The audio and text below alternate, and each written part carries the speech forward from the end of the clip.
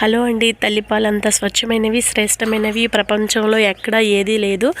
మనందరికీ తెలిసే కదా, ఏ తల్లైనా ఒకటే.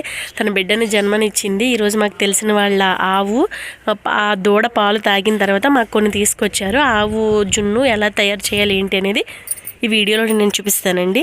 ఫస్ట్ ఆ పాలు ఏ రోజువో మనం తెలుసుకోవాలి. ఎందుకంటే ముందు రోజు పాలలో ఎక్కువ నీళ్ళు అంటే నార్మల్ పాలు కలుస్తాయి.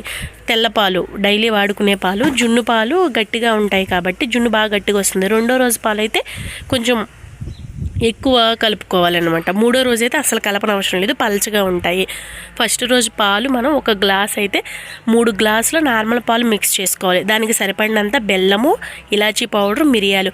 ఎప్పుడు ఫ్రెష్గా ఇలాచీ మిరియాలు దంచుకుంటే మనకి కమ్మటి టేస్ట్ అనేది వస్తుంది. మనం అంతా మిక్స్ చేసుకున్న తర్వాత జాగరి మీరు తీసుకునే పంచదారతో తీసుకోవడం కన్నా బెల్లంతో తీసుకుంటాం చాలా మంచిది. ఎందుకంటే ఆవు పాలు కొంచెం స్వీట్నెస్ కూడా ఉంటాయి. మనం తక్కువ బెల్లం వేసుకుంటే సరిపోతుంది. ఆవు జున్ను ఎక్కువగా తినడం వల్ల ఎముకలు కూడా గట్టిపడతాయి. మరీ ఎక్కువగా అంటే డేకి లిమిటెడ్ పోర్షన్ కాకుండా ఎక్కువ తీసుకున్నట్టయితే వాతం కూడా చేస్తుంది.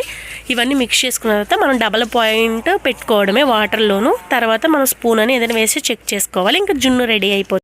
నేను ఎప్పుడు లాస్ట్లో ఉన్న జున్నే తింటాను గిన్నెలో, ఎందుకంటే అందులో ఎక్కువ మిరియాలు డౌన్కి వెళ్ళిపోయి ఉంటాయి. చాలా టేస్టీగా ఉంటుంది. పైగా పల్చగా ఉంటేనే ఇష్టపడతారు కొంతమంది. మీకు గట్టిగా కావాలంటే మొదట చెప్పిన పోర్షన్లో పాలు మిక్స్ చేసుకోవాలి. పల్చగా కావాలంటే కొన్ని ఎక్స్ట్రా యాడ్ చేసుకోవడమే.